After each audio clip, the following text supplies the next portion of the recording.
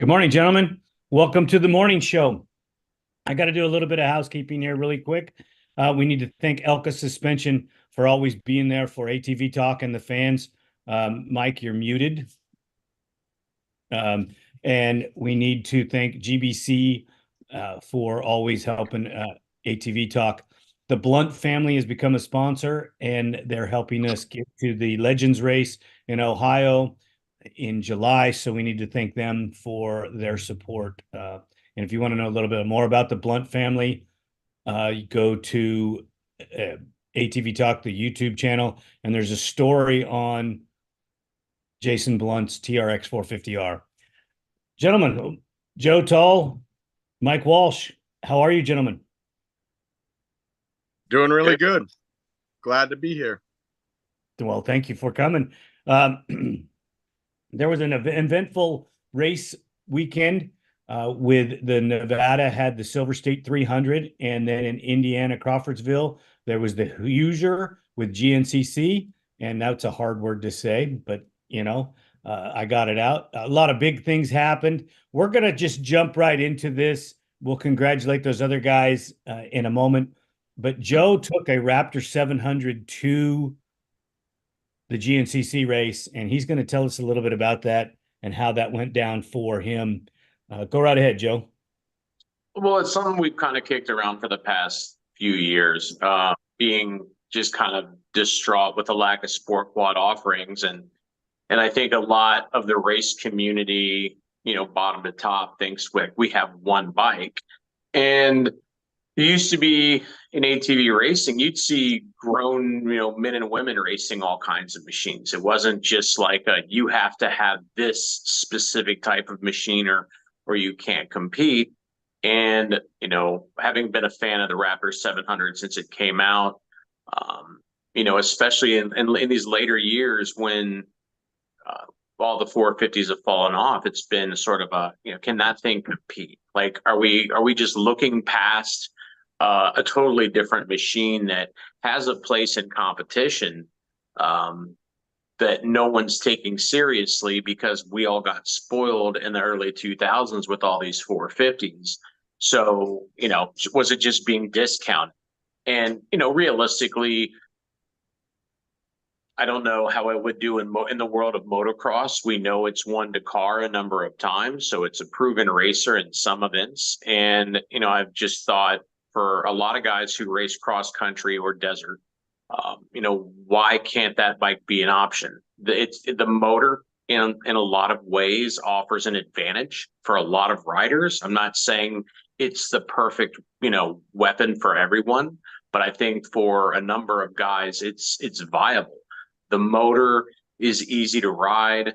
The ergonomics are more comfortable. It's not, you're not as crouched down in the attack position, to use my rider's words. I took Evan Hartzell to the race yesterday. He's ridden for us for a few years now.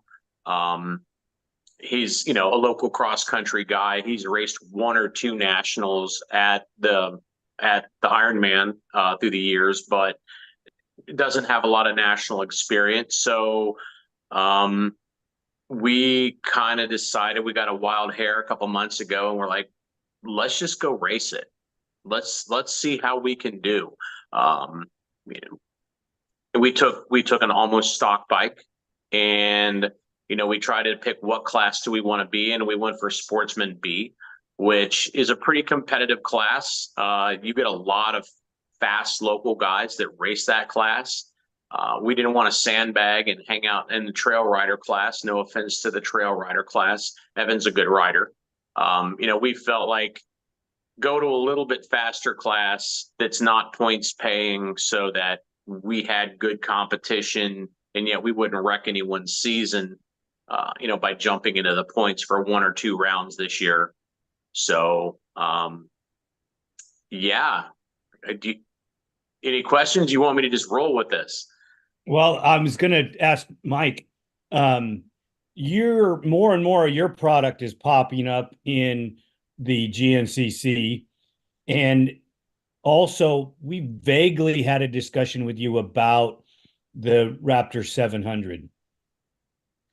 Do you believe that this platform is something that Walsh Racecraft will be looking at in the future? I don't. We do make parts for the for that ATV. Do we sell a lot of parts for them? No. Do we advertise it? Not really. Um, you know, the the for us it's really not bad because a lot of the parts are almost identical to on the front end to the YFZ-R, which is kind of cool. The 660 was not like that. So that's kind of an easy build for us, but we just don't. I mean, we're pretty much, we're pretty much a motocross based company at this point, or you know, at this point, that's kind of like where it went to. We are, to answer the first question, we are definitely attacking the GNCC market now and having some success there with Bryce and Neal and a couple of the other guys. We have a couple actually we have a Gen 2 hybrid that's racing in the 250 class, and he actually won Florida. If they could get their motor program dialed in a little bit better, I think he would definitely win a lot of races. Nothing against their motor program. It's just when we talked about that before with the production bikes, they got a little bit of an advantage where there's a lot of people doing a lot of stuff. So the learning curve is shortened. So on some of this hybrid stuff, it kind of takes a little longer to get it worked out, but they're definitely competitive and they're definitely going good. I do think the Raptor 700, is a good build. I mean, it is a good, decent platform. I personally don't like the ergonomics for a track bike, but for desert, Dakar, stuff like this, totally different because most of that stuff straight line, high speed stuff. There, I do agree with it. As far as cross country or motocross, I kind of feel the CG's pretty high. I do feel that the motor is a powerhouse. I have dynoed some that were built, and they're actually pretty crazy numbers on some of that stuff, and more than I expected. This was some pretty high end builds, but I mean, these people will be making and Leonard probably knows way more than I do about it, but they are capable of making power. Oh, totally, totally. So, so you're not 100% against it, which that's what I was trying to get to before we let Joe roll a little bit longer with how things went during the day. And it's a platform that I think in the endurance style riding should be looked at even better because desert racing, the 450R Honda's ruled it, and you know what, you can't get parts. You just can't get parts for them, and that's a big deal. And with a 700 Raptor, you don't have to do a crazy amount of work to gain a higher speed than you have on a 450R. But we're getting out of our wheelhouse, what we want to talk about. Joe, how did the race go? And I saw a picture of the machine and it was like, that's a lot of mud. Oh, it was a lot of mud. So we showed up Friday. Well, the bike setup was very basic. We're getting ready to do a little sport shootout between the Raptor, Scrambler, Renegade, knowing that I went ahead and had a full set of GYTR skid plates on the bike because we don't want to beat it in the rocks too much during that shootout with 4x4s. So we were like, okay, we have skid plates. Let's just roll with it. For our wheel tire setup, that's the other thing we did. It was very basic. Skid plates, wheel tire setup, took the headlights off, put on a precision stabilizer and a kill switch and roll. So we basically just put V-locks on the back since we were running a fully stock chassis. It's a tall bike, like Mike referred to, with the ergonomics, the seat's a little higher, tank's a little higher, engine's a little taller. Usually you're running a 4-1 offset with some +2 A-arms in cross country. We didn't have the A-arms. We were like, we're going to race this thing stock, see how it can compete, where it can compete, and then what would we need to do if we wanted to try to just make a killer out of it. To just try to perfect that bike and make it as good as we could. So we're like, let's just go totally basic. GYTR skid plates.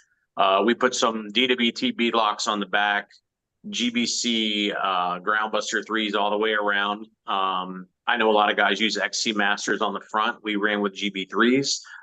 We had them in stock for some testing, and so we thought, like, let's just rock them. 21s front, 20s rear. We didn't run a bead lock on the front, as I was alluding to, because most bead locks are a 4-1 offset. The stock wheels are more of a 3-2. We figured this bike's only 45.5 inches wide stock, going against 47.5 inches wide 450s with a lower center of gravity. So we're giving up width, we're giving up center of gravity. We don't want to tuck that front in anymore. So we thought, hopefully we don't have a problem. Let's just run stock front wheels, and keep it 45.5 inches wide instead of sucking it in even more. Put a precision stabilizer on it. You shouldn't try to race without, a steering stabilizer of any kind. Precision makes a great one. It's what most of the guys that are out there winning use.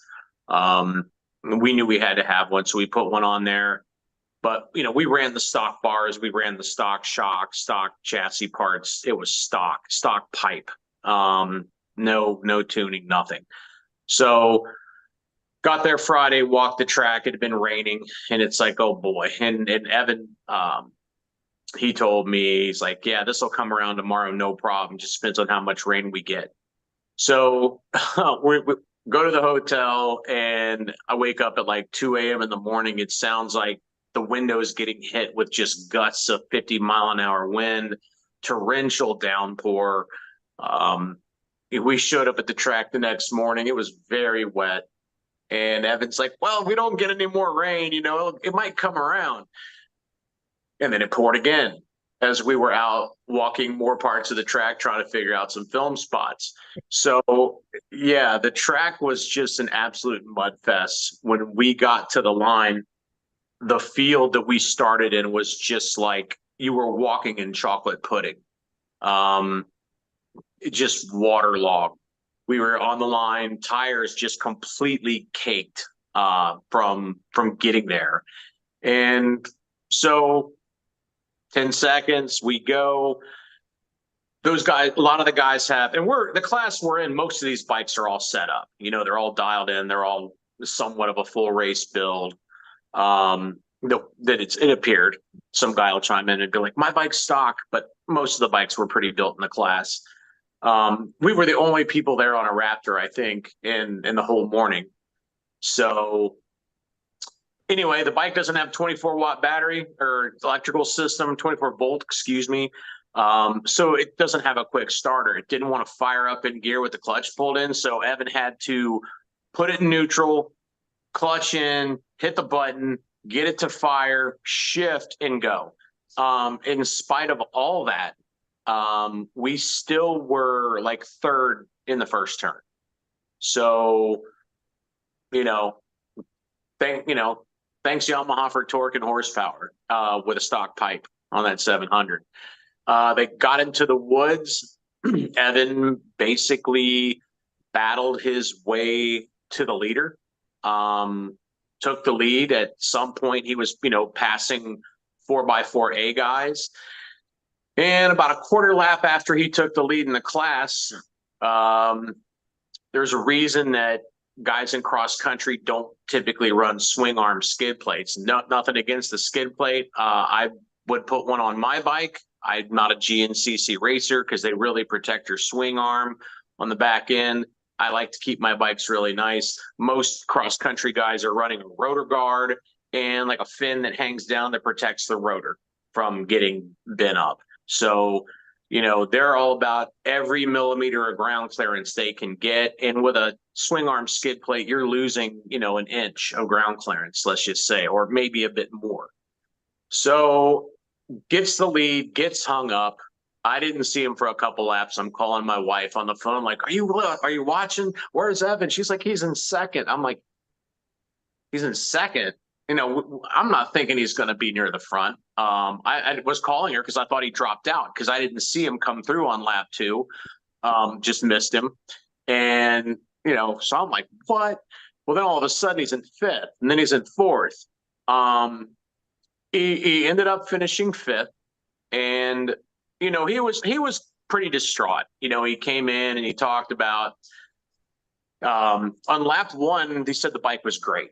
Obviously it's a little more tippy in the corners. He adjusted his riding style a little bit. He'd square stuff off because if he didn't, he'd want to go up on 2 wheels if he tried to rail it too hard. So he adapted his riding style a little bit. Said he was passing 450s in the fields with all that stock motor he had. He said in the technical sections, like on his 450 where he'd have been riding the clutch the whole time, he said, I didn't have to touch the clutch. It was just easy. He said the motor made it easy.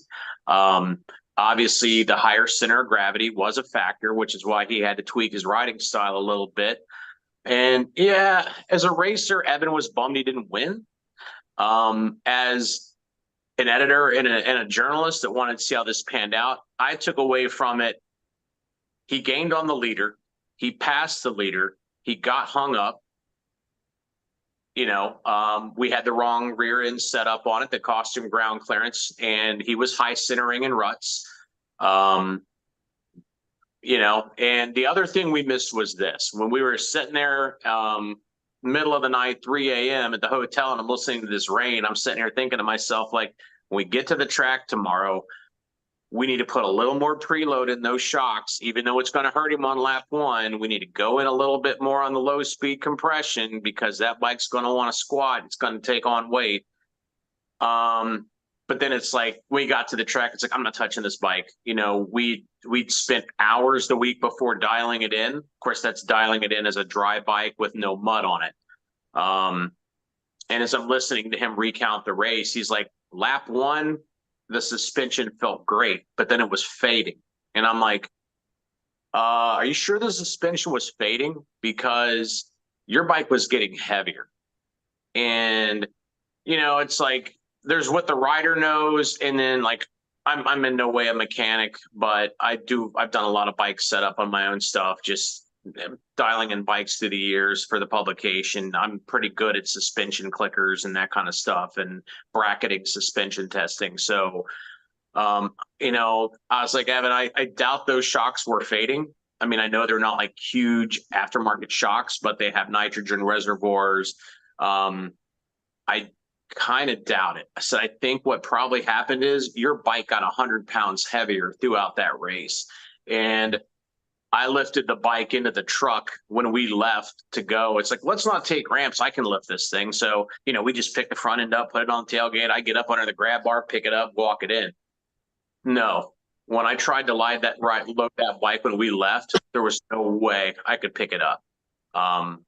That bike was 100 pounds heavier. When I pulled the tailgate when we got home, the suspension just squatted under its own weight from all the mud that was caked on that bike. So, we had a few setup mistakes, wrong back end, skid plate setup, and we should have accounted better in our suspension settings for how that mud was going to affect the bike. But, we went for a learning experience. Evan showed that bike had the speed with him on it to run at the front of that class. If he wouldn't have got hung up 4 times with ground clearance issues, I think we would have done a lot better at the end of the race. I'm not taking anything away from the guys who finished ahead of him. They made him fight for it. And then the last thing I'll say is Evan's telling me as he's racing, he says, I come up on this guy, I'm coming up on the leader and I'm trying to pass him and I'm like revving the engine and yelling, hey, hey, hey. And he looks back and he's like, he gives me this double take. And he said, as he was kind of passing some of the guys at the back of the 4x4A class, as he's running them down and starting to pass them, he's like, I get behind this one guy and I'm like, hey, I'm not in your class. Let me pass. He says, the guy's just looking back at me. And he's like, I don't think these guys wanted me to go around them because I was on a Raptor. So I think, I think it's so underutilized that when you see a guy show up on a stock Raptor and he's running you down, there's like this disbelief thing that takes place. We were laughing our butts off about it. But I'd say that based upon the fact that he ran at the front of the class, with just a couple more tweaks to that bike and a little better setup, we'd have had it. We'd have had it. He had the speed. Evan gets faster through races. We just got hung up, and that's part of racing. No excuses. We missed the setup, and that's part of it. The best man won that day, but we proved that bike can run at the front of a B class.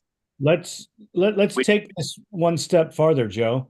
Mike, you're the smartest guy here when it comes to chassis and center of gravity and all that.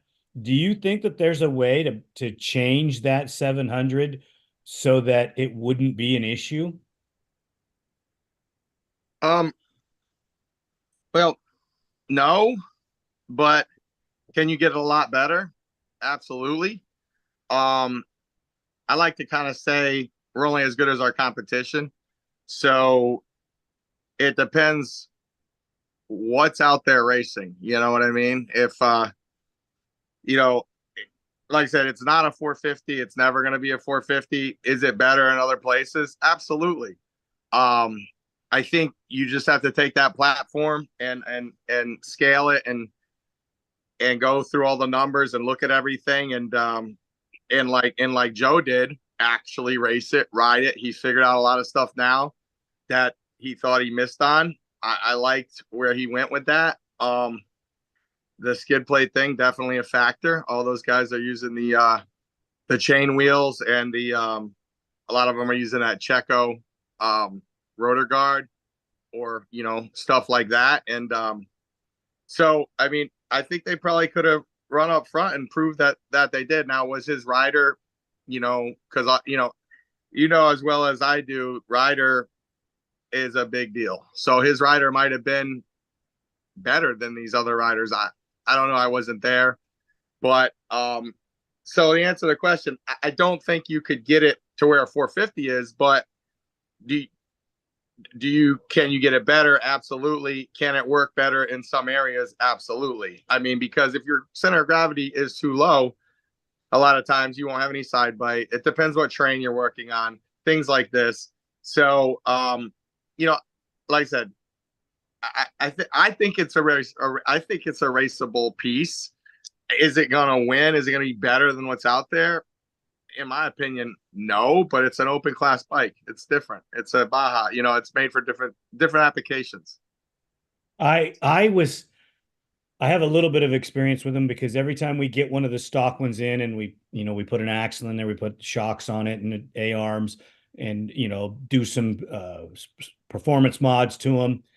We're lowering the seat height when we do these things. If we're keeping it with a 21-20 tire range, and the way that it works in the testing is stock. They want to tip. They don't really want to turn.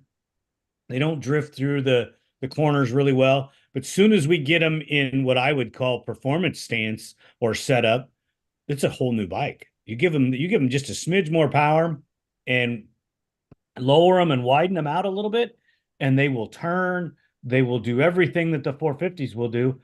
And in every environment, no, they will not in the short drag win the race, but in the long distance, they will catch up, go by, and continue to walk away. So tight technical, I think we're going to struggle a bit, but anything that's more open, you're going to do pretty good. And no, it's never going to be a motocross bike. No matter what you do, it's just never going to be a motocross bike. When you're talking technical, I think it kind of depends on, what kind of technical it is. If anytime, you're wide open in a corner on a Raptor next to a YFZ 450R, the YFZ 450R is just going to inherently have some advantage there. If you're 100% through the corners, and also depending, on the types of corners that they are, the more that they're gonna, if it's a flat corner, or if it's an off-camber corner, the more that, stability is not there provided by the turn, the more advantage the 450 is going to have. Now, when it gets slippery and you're clawing for traction, or you're negotiating, and then there's technical like that, like wet corners, rocks, wet creek bank climbs, long wet hill climbs. Anytime that a 450 in a technical situation, like perfect example, you're going up a rocky climb. Well, you're on a 450, you're going to make that climb on that 450. And we experienced this, during our stock testing a few months back, where we just first tested the bike right off the showroom floor. I had a couple cross country racers on it, and one of their takeaways was going up steep rocky climbs was easier on the Raptor, because on their 450 you've got to have it in the pipe in order to make the climb. And because of that, you're clutching it, you got the RPMs high, you're generating wheel speed, it's breaking loose, it's kicking around. The Raptor is just like just walking up. On the torque curve. The torque factor of that big motor gets it to the top. It doesn't chew up as much dirt. The motor's not working as hard. You're just having an easier ride, and you can go up at the same rate of speed, if not faster, because it's so much more manageable. Mike probably understands this. When you're pinned going through the whoops, the suspension works different than when you're half throttle. Yeah. Even if you're at the same mile an hour, the suspension works different, So I think that, Joe, you got a good point about the advantages that you have there with the 700 in certain environments, especially slick, muddy rocks. God, that torque is just going to make it so much nicer. Yeah, I like what Leonard said about, you want to be a gear high, you want to ride Southwick or something, you got to be a gear high. Your suspension is going to be terrible. So kind of like what Joe said, makes perfect sense. Right. Keep it at, you got torque, you don't get the wheel speed, right. I totally agree with that. That's a good point, Joe.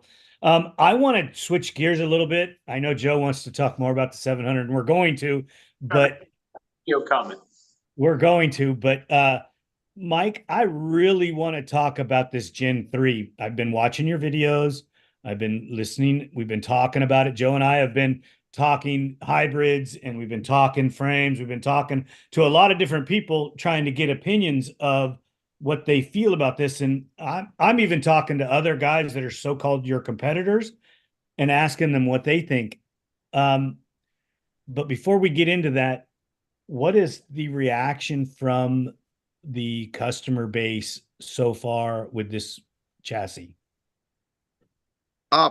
It's really good. I think a lot of people want to know if the parts will be interchangeable. I think that's going to be a huge selling point. It's really going to help out the industry. Somebody's got a chassis and they got a broken, top spar or something. They got their frame bottom is bent or something. They can get replaceable parts now that are going to be quality, that are going to fit, and they're going to work. And a lot of people are going that route. I am getting a lot of orders for these things complete.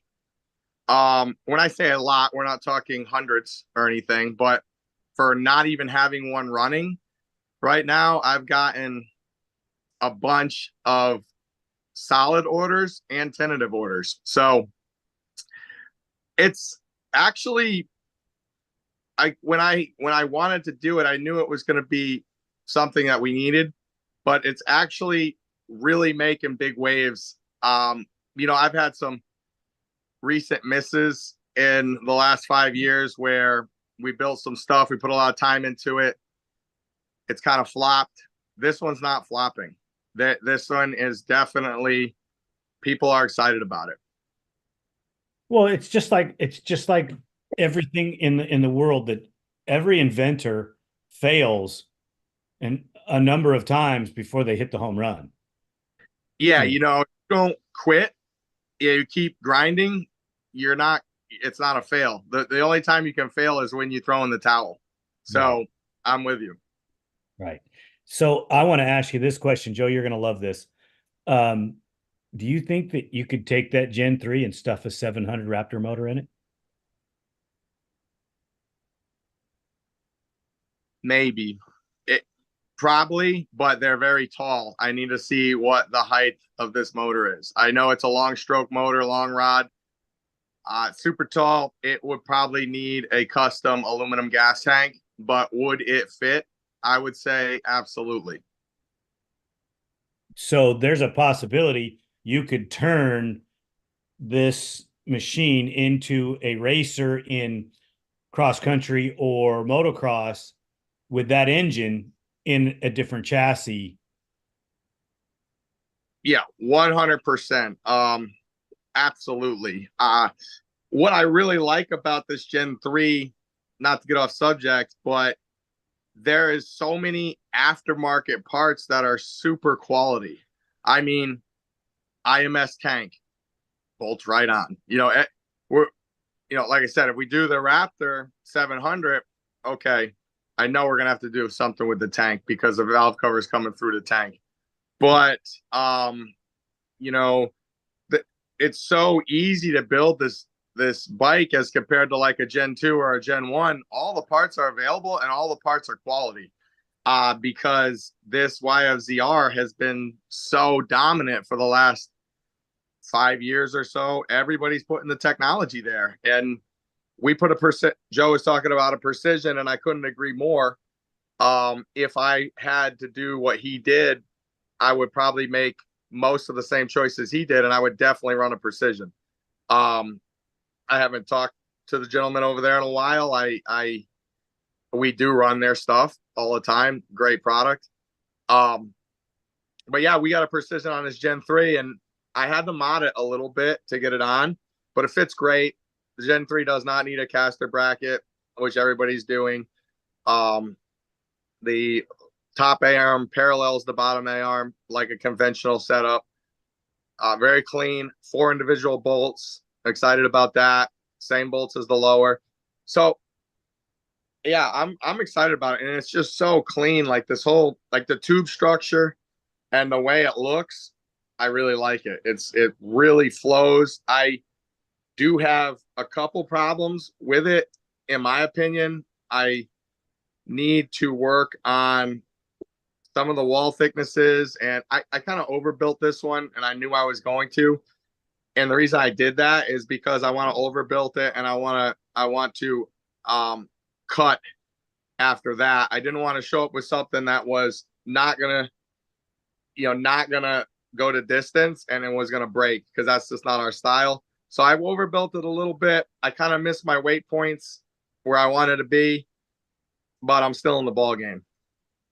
So when you say you overbuilt it, it means that your tubing thickness is thicker than you wanted it to, so that adds weight, but you're also looking for longevity of life.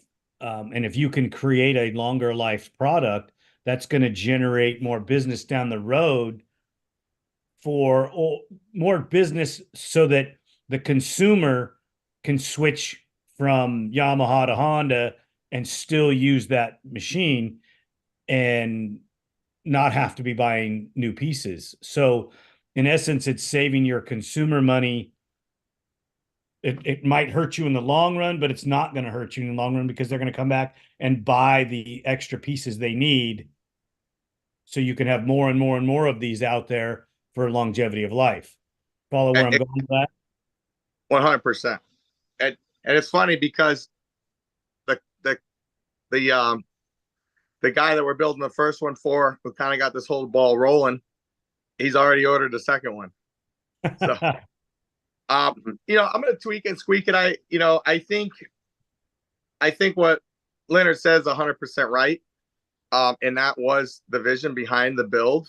But with it being modular like this, it really allows the chassis to flex. And I think I can get away with some thinner walls than I ever have on a welded chassis. So it's just going to take time to kind of dial in where we need to be. So but we're close. Does this mean, Joe, you're going to order a chassis for your 700 Raptor? No, it means I'm going to call Yamaha and order Mike a Raptor 700 engine so he can put it in the chassis for me. There you go. My Joe Nick's going, oh, really? Oh, God. More work. My work, but I'd like to know, like, based on the orders that you have and what you think would be the easiest to kind of incorporate into this, because I mean obviously people are going to have to probably get some custom pipes done if they want to do a certain engine, custom intakes. Like, what do you think are going to be the top builds as far as this new frame goes, not, excluding the stock YFZ 450R engine? Like, what do you think the top crossovers are going to be to do hybrids for this thing, as far as what people are going to want, or what would be the easiest to accomplish? Well, I'm going to kind of go out here in left field for a second. And I know Leonard's going to not like this, but I'm still kind of excited about the Stark. You got no air filter. You got no pipe. You literally got motor mounts and line up the chain, and roll. I think I have been working with the guys at Lithium Power Sports, and we got our Stark finally where it needs to be. We had some phone connection problems with it, but it's fixed now. And we did dyno it, and we got pretty massive numbers out of it. I haven't really released everything yet on that, but I think in the future, I think that's something that a few people are going to want, but I'm still going to go right back to where I always go. And I'm going right back to the Honda CRF 450. I think that's a great power plant. It holds up well. It's fast. You can run them stock. Every time I ride a brand new stock CRF 450R in one of my chassis, I think I just went to the showroom at Honda and I rolled it. I rolled a brand new bike out. Everything is so tight. It's so crisp. It runs so well, and it has massive power. I honestly, in my opinion, if you're not a pro or a top pro-am guy, you can run a bone stock CRF 450. And the reason I say that motor over like the YZF reverse head motor is just because it's just that. It's reverse head, and it's kind of a collaboration with the fuel tank, with the air filter, and all this stuff. The CRF is, yes, it does have a downdraft head on it. We're gonna have to look at that. Honestly, this KTM 250 I don't like the geometry of that engine, but now that I actually got it in, and the intake, like, listen, the intake is just as nice as a stock YFZR. It's just, and the pipe is just as nice. Actually, the muffler and the mid pipe is stock. Well, it's a Yoshimura YFZR, and it's not been altered. So that's so cool. It fits perfect. I had to make one bracket, and we have that bracket in stock. So I'm gonna go with the CRF. Now, I have not done a KTM 450, which I don't know why no one has asked me to do that, but I do want to do that. I'm not opposed to it. I do think it's got a lot of potential because it's got the straight intake and everything like that. And so I think that'd be a great motor. I know it's KTM and it's more expensive, and that's kind of the downfall. Actually, I had a guy from Hunter Hart sent me a gentleman, and I'm doing a YZ85 in a Raptor 150 or 250 chassis for a specific GNCC class, and I'm kind of excited about that because Walsh doesn't really do any 85 stuff. And I talked to Rich Hetrick and kind of threw around some ideas, and I'm going to do this for this guy. And it's a personal friend of mine through Hunter Hart, but I'm going to do this build for him. I'm kind of excited about it. So I think to answer the main question, the first question that came out was, how is the hybrid stuff going? I think it's going awesome. I think it may not be what it ever was, or, in 2002, 2003, stuff like that. But is it definitely have life is breathed into it, and we are making cool stuff, and it's good. It's good working, good. It's a great option for a lot of people, and people are doing it. So you're not generally doing a lot of the youth hybrid stuff? Mm-mm. No, we do. We've done some 150 stuff and had success there, but we're not really a mini bike company. Right, right. So Joe was telling me, and Joe, correct me if I'm wrong, that the KTM motorcycle motor, the 450, puts out more horsepower than all of the other 450s. Are people staying away from the KTM 450 because of cost, or is there a durability issue or something that I'm not catching? And I'm saying durability issue because that's just something that comes into mind when I think about engines, and that Honda motor is super reliable.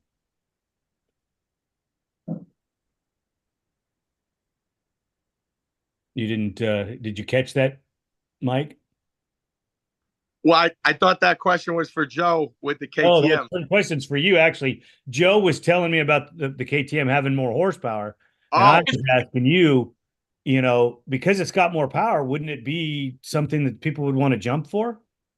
I really think it would. I think it's a great platform. The only thing I don't like about that engine is the relationship from the swing arm pivot to the sprocket center line is not cool. It's not cool when you put it into a quad. I don't like that. That's one of the things that's really hard to deal with that particular engine. And the other thing is it leaves the left hand pivot tiny, like tiny. Like basically you're one bearing now on the left side and you barely can get the swing arm rail on. I had to do some tricky stuff on this 250. So honestly, I think, what do you think of when you think of an ATV? You think of Honda. So I think most people think, and we've had a lot of success with the CRF. I think a lot of people just think CRF. And I think the KTMs, you're going to spend $1,000-2 more just obtaining. Now we do a lot of 250s KTM, but no 450s. I don't think there's a reliability problem, to be honest. I think they have great parts.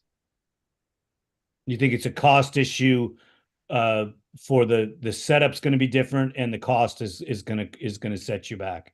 Yeah, and there's not a lot of these things out there. So unless it was way better, there's really not a lot of things saying go this way unless you just wanted to be somebody that wanted to be unique and have something no one else had.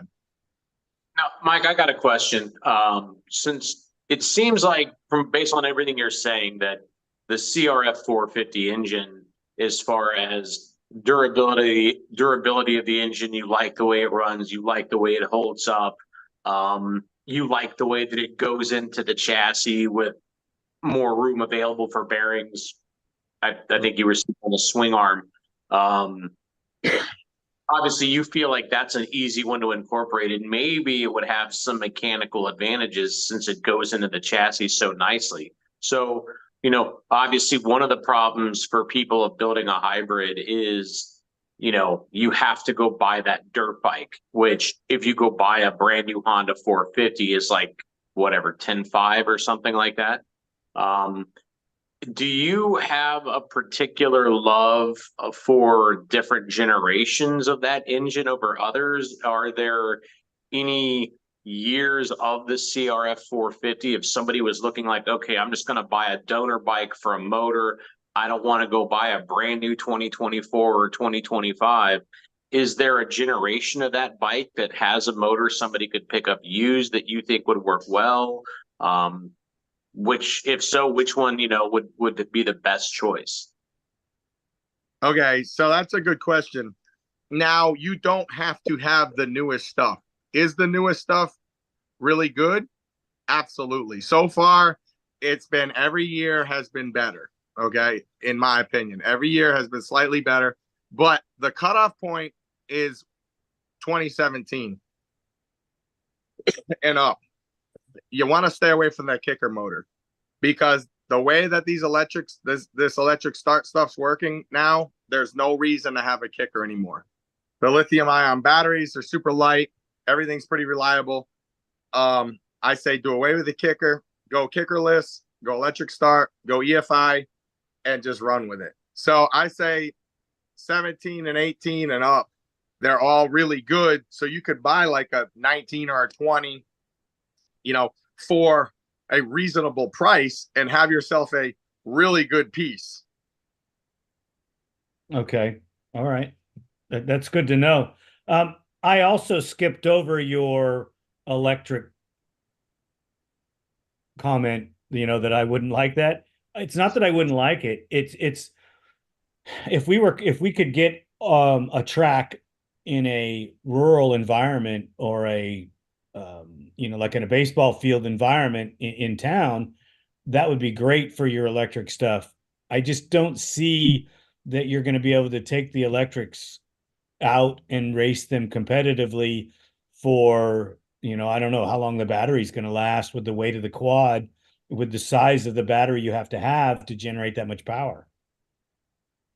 Those are all great statements. I pulled this thing 3 times on alpha mode, and it went from 100% to 80% immediately, 3 pulls.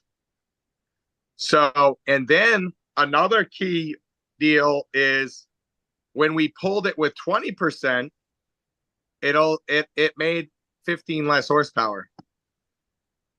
Now, because this is obviously over my head, so we're over the head of probably other people too. You're talking about the Stark motor, right? Yeah.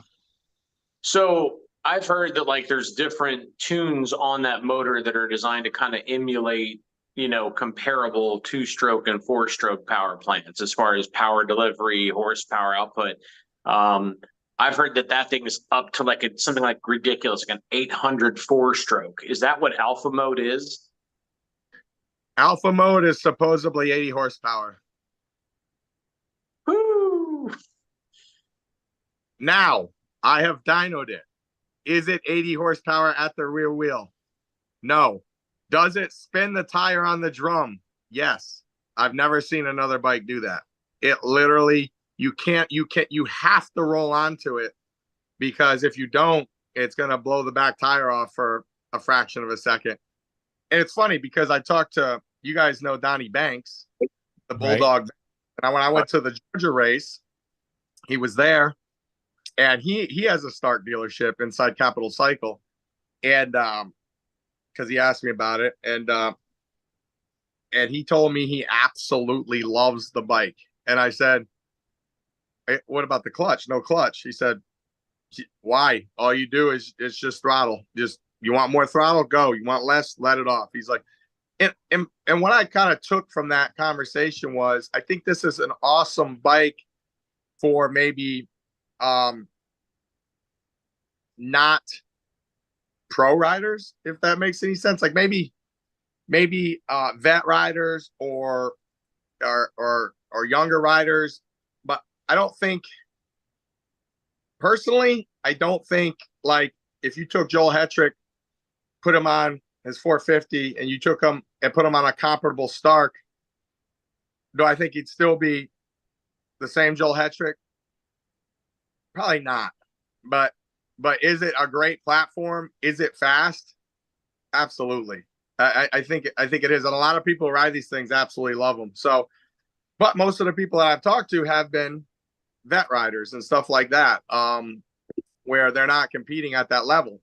But I also talked to Ronnie Renner, and he said, I really don't want a bike without a clutch. And I'm like, he's like, I rode an Alta, and I had complications with it, and I don't want to have that feeling again. So I immediately bonded with Ronnie right there, because I know the feeling. I like to have a clutch. I mean, what if the throttle sticks? I don't know. Like, you could just hit the clutch, or you want a clutch is a great tool.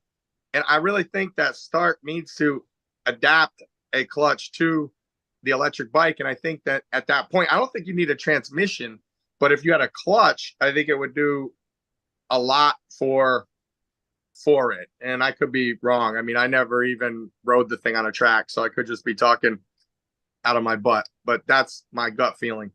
So let me get this straight. When you're clutching it, how are you going to get the clutch on the electric to work the same as you do on a conventional motor?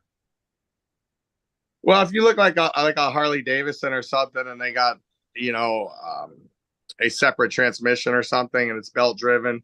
I mean, I don't know how they're going to do, how they would do that, but I heard there is electric bikes out there with clutches. And for me, it's primarily safety, or a way of limiting or power, or limiting, you know, disengaging the drive system. You can, you know, you're coming out of a corner, you're not getting the power you need, you got the clutch. You're coming into a corner, you pull the clutch in, it free wheels. Now, Joe is saying something about different tunes. You can build whatever tune you want. It's got basically from 20 horsepower or something all the way to 80, and then it has engine braking all the way from 0 to 100%. So you can make this thing feel like a 800cc single cylinder 4-stroke or a 125 2-stroke. You know, that's the theory. Now, I did talk to Nick Janusa, and he rode a Stark at his track. Absolutely loved it. Said it was amazing. Didn't miss the clutch. Didn't miss. He said it was great. And now the other problem is these things are pretty heavy. So that's a whole nother topic. I mean, you're 20 pounds heavier than a 450, at least. But how fast are you going to smoke a battery in a quad? I mean, how long does the battery last on a motorcycle? I really don't think that, just from dynoing this thing, if you're on 80 horsepower, I don't think this thing's going to go more than 30 minutes. It could go less. Really? So basically, at this point, it's probably not going to be a cross-country build, or obviously a desert build, but you could build it as a pretty good motocross power plant. Yeah, and you know, charging isn't done in like a half hour. It takes a while to. So, I mean, I don't know. It's like looking into the future. Is it the answer? Obviously, probably not. Do I even like it? No, not really. I was talking to this guy on TikTok, and we were talking, and he's got a Tesla, and he said, you know, he's got a Z06 and a Lambo or something, and he absolutely loves them. And he's like, the Tesla, does it do everything? Yes. Is it fast? Yes. Does it brake good? Yes. Does it handle? Yes. He goes, the only thing it's missing is it's soulless. It's head soul. And that hit me. It was like, you know what? You're 100% right. It's got no soul. It's just, it doesn't move you. I kind of like the idea of electric, just for, you know, the fact of, especially on, it doesn't matter, for just inner city stuff. Like if you could have a track in town, if there was electric bikes, electric quads available, it'd be, you know, fun for that. But then I know there's the other 30% of the population that just want all combustion engines to go away, and power sports and automobiles. And I can just picture this guy at the racetrack with his electric powered Stark Walsh hybrid, and the green people are loving the fact that it's not a combustion engine. Meanwhile, he's got like 5 Yamaha generators running the chain in the pits just to charge the battery. So that's kind of a comical thing that was running through my head. Yeah, that's like the whole vegan movement. Yeah, let's be careful where we go with some of this, because the haters will hate, and then I'll get on my soapbox, and it'll get all ugly from there. Yeah, I'm not a huge fan of the electric. I do like Joe's idea, though. If you brought it into a neighborhood and you had a track there, and you could ride motorcycles and ATVs that are electric because of the noise factor, I think that's great. Other than that, I just don't see the long term. You know, you also look at the electric car industry, and everything that I'm seeing and the people that I watch and get information from, the electric car industry's dying. Yeah, I heard Ford couldn't sell. Well, yeah, because it was a flop. It didn't work, and Chevy's farther behind, which nobody believes it, but they're farther behind than Ford is on the electric. And, Tesla is leading the way, but look at what Musk did to himself by going to China. The Chinese, it's taken all of his infrastructure and just taken it over, and they're making Chinese electric cars and selling them all over Asia and Europe. That Tesla's not getting any money out of that. So Yeah. it's a bad deal. I like where you're going with it, and I understand the soul of what these guys are talking about. There's nothing like that noise when you crack the throttle. Nothing at all. I mean, whether it's 2-stroke or 4-stroke, whatever you love, you have to have some of that instant just snap and get your blood pumping, get your heart going. You're ready for the moment, whatever it is, whether you're trail riding with your buddies or out racing. It just gets you going and makes it happen. I mean, Joe's over there getting all giddy. I could just tell just by looking at him. He's thinking about it. He's thinking about it. Back in my head, like, how are we gonna, if this all goes electric, how are we gonna replace that race gas smell? I mean, burning wires. It's not Joe, gonna be. Joe, comment in on this because when I and this is something we didn't talk about, but I've got that 363 250R.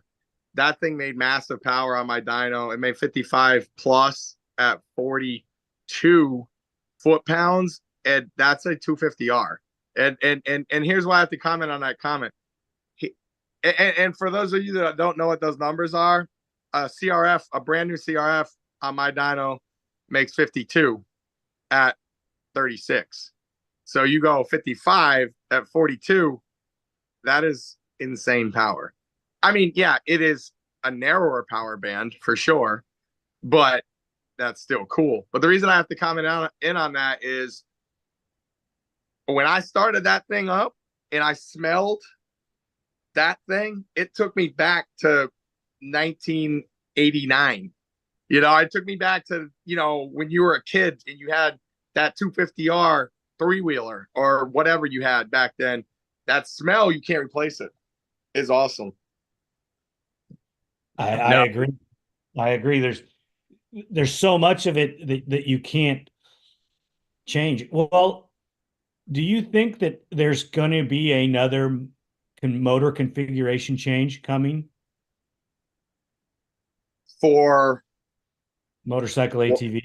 Because look at it, when the Z400 came out, it was a different style 4-stroke than we were used to. Then the YFZ 450 came out.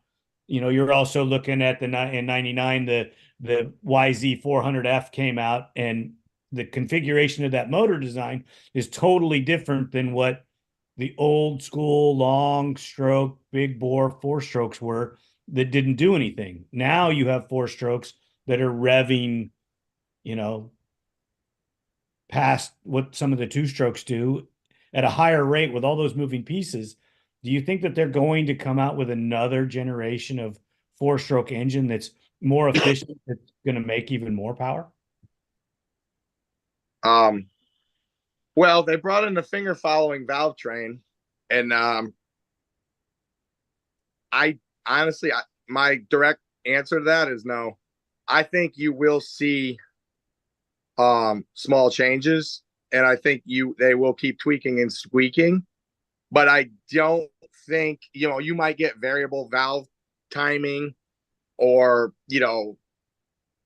things like this, but I don't feel like there's going to be a massive improvement like there was from the Z400 to the YZF or something like that. I think you're going to, I just don't, if they have that F1 technology, I just don't think it's going to come to ATV or motorcycle anytime in the near future. Yeah, we're too small, and the weight factor is a problem. Well, and look at Chrysler. I heard Chrysler got rid. I heard, I don't know. I mean, but I heard they got rid of all their muscle cars now, and they're trying to go electric. Did you hear that? No, I hadn't heard that one. Yeah, like Hellcat. I heard that the Hellcat's going away. I heard that if you want a high performance Chrysler, like one of these red eyes or whatever, these 800 horsepower, I heard that you better get it now because you're not going to be getting it. Now, I don't know if that's true or not, but that's just what I heard. So by me saying that, I think that'll put them out of business. Probably, but what that means to me is like, look, F1. I mean, a lot of these exotics, you have electric engines on the axles, and you also have 800 horse in the trunk. So, but I don't think there's going to be. I just don't think that you're going to have really any more major advancements like that when they went to the high performance 4-stroke. I just maybe they will. I don't see it because. I mean, if you look at airplanes, you went turbine. Some of the high performance boats are turbine, but I don't think you're gonna see a turbine 4-wheeler. I just don't think that there's anything else out there that makes sense. And I could be totally wrong, but I think you'll see this platform for a while. Mike, one thing. Go ahead, Joe. One thing that you touched on last time we were on together that kind of I've talked to Lenny about it and a couple other people. Was it I heard you say before something about you didn't know that 450 is the displacement where we should have necessarily landed on quads, and that's something that I've said for a long time, especially when I hear in the dirt bike world that these guys are doing minimal horsepower increases on their 450s to race dirt bikes, and in some cases kind of detuning them.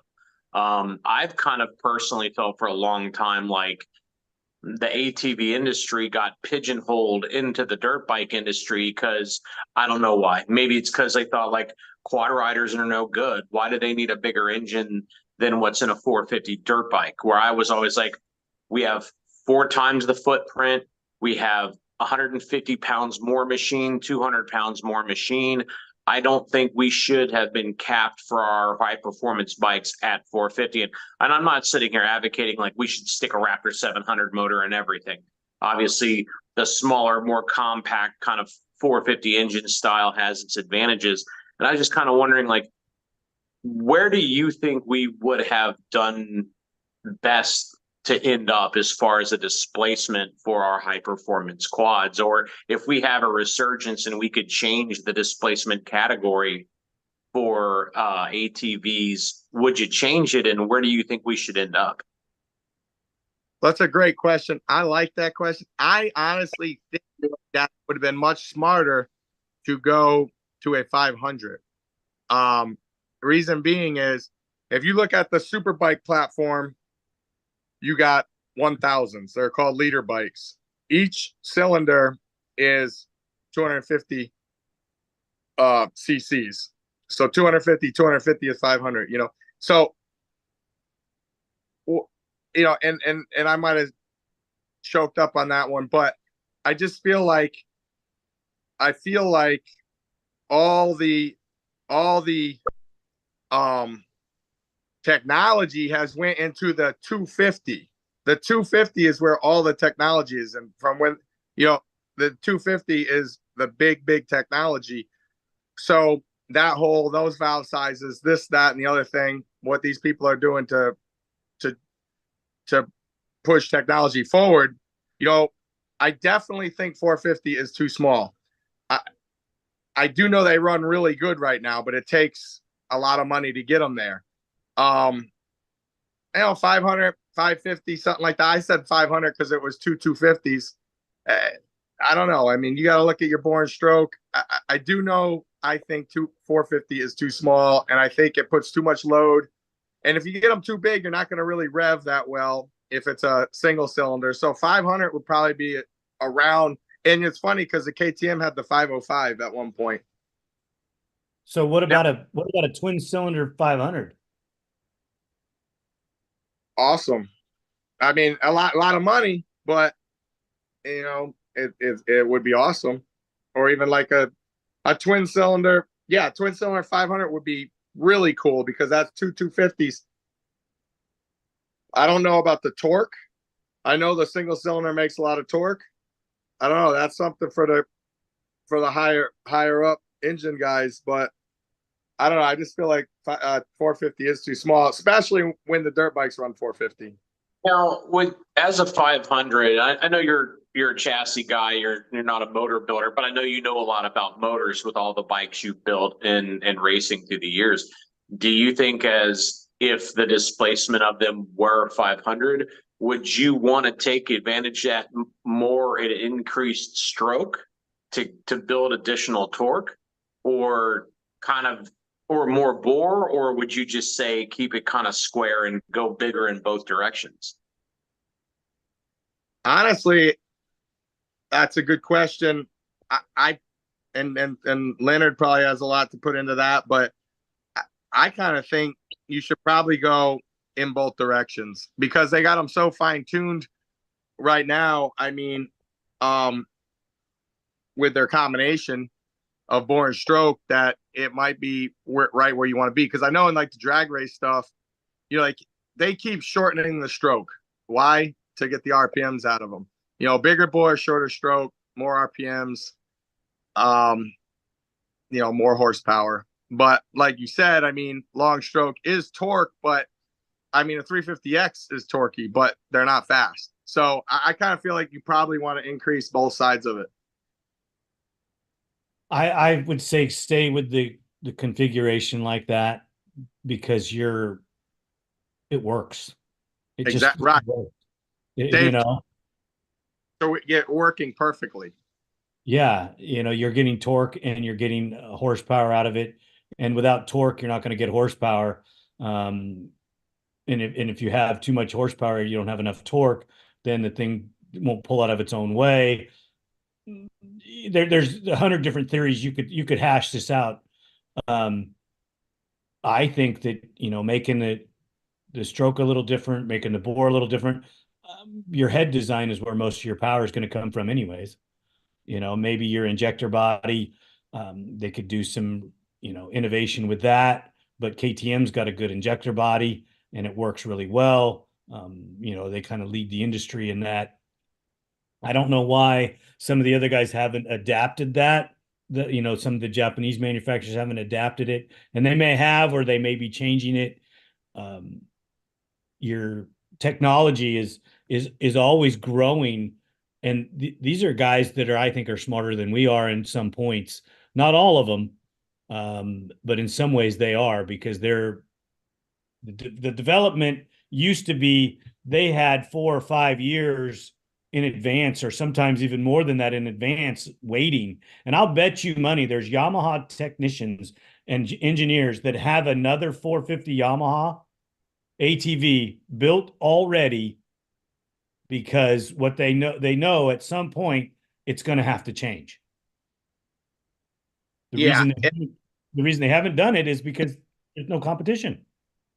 Well, let me touch on one thing real quick. And I was just thinking about the boat industry, and then I started thinking about the car industry. And when you asked me that question, I think I want to retract my statement. I think I want to say, I think that these people may go supercharged. I don't know about that, but they could. I doubt it. I mean, not turbo. But a supercharger's not gonna.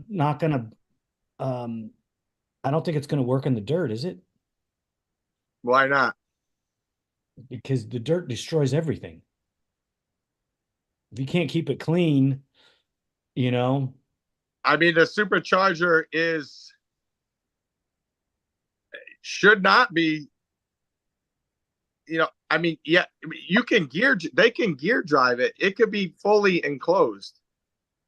Just like it is. Like, all you got to do is put an air filter on the intake side and you're good. The boat industry went to superchargers, and then they went to turbochargers. The car industry, the C7 Z06 is supercharged. The C6 was normally aspirated. Now the new ZR1 is supposed to be twin turbo. But I mean, turbo is your most efficient way. But since and in the jet ski industry, all that stuff supercharged. Your Yamaha stuff, your Sea-Doo stuff, it's all supercharged. So I think that could be a huge advancement. But now you're dealing with serious power and a lot more problems. Yeah, I don't know what they're going to do, but it's going to change. Gentlemen, we have definitely exceeded our time, but a great conversation. Go ahead, Mike. No, I'm just giving you the thumbs up. Joe, as always, buddy, I want to hear more about your 700 Raptor saga, especially after you take off 250 pounds of mud and see if there was any damage done to that machine.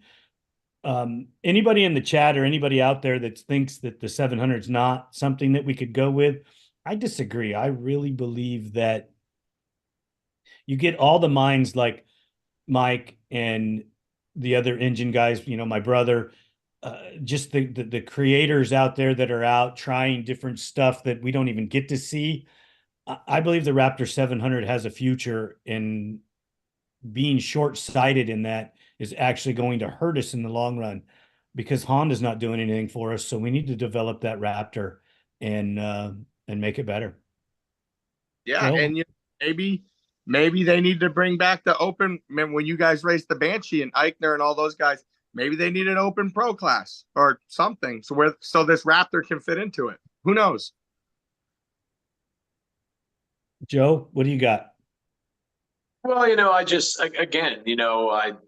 I haven't paid attention to the chat. Sorry, chat. But, if some people sit here and think like it, oh, no, it could never work. Well, it's like this. If you don't have any confidence in it, it's not going to work for you.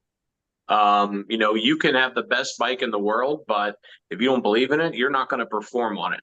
I think, we're not looking at this as though it's the magic bullet for everybody, but I think that there's, we proved it can run hard. We proved it could compete at a decent level. We ran at the front. Again, setup issues. Does that mean it's the right bike for everybody? No. And if you don't think it's the right bike for you, then, don't look into it. It's probably not the right bike for everybody, but is it a bike? Do we believe it's a bike that people are looking past where maybe it would have a place? I think so. And, I think we kind of proved it, and maybe we'll continue to prove it even more for the doubters. I totally agree. Totally agree. Gentlemen, thank you so much for being on the morning show. Mike, will definitely be reaching out to you as things progress with your Gen 3. Joe, ATV On Demand. If you aren't subscribed, go subscribe. Please subscribe to ATV Talk on our YouTube channel. Listen to our audio podcast and make sure that you catch our Instagram shows. These are 3 different programs that we offer: the talk show, the Instagram Live, and your audio versions. And we try to bring the best guests on that we can and talk about all kinds of different topics. In the chat, before we go, Marsh 33 talked about he thinks he's seen a snow bike that had a supercharger on a KTM 450. I don't know if this is out there, but that's something that we should look at and see if we can find that information, because if they did put a supercharger on there, might be something that we could look at and make more power. Well, for a snow bike, you could definitely use it too. Because by the time, if we're talking about one of those bikes that has a track system on the back, that's gonna put a lot of more drag on that motor. The snow is gonna put more drag. So, there's a bike where it really, you could probably utilize that extra power. Yeah, absolutely.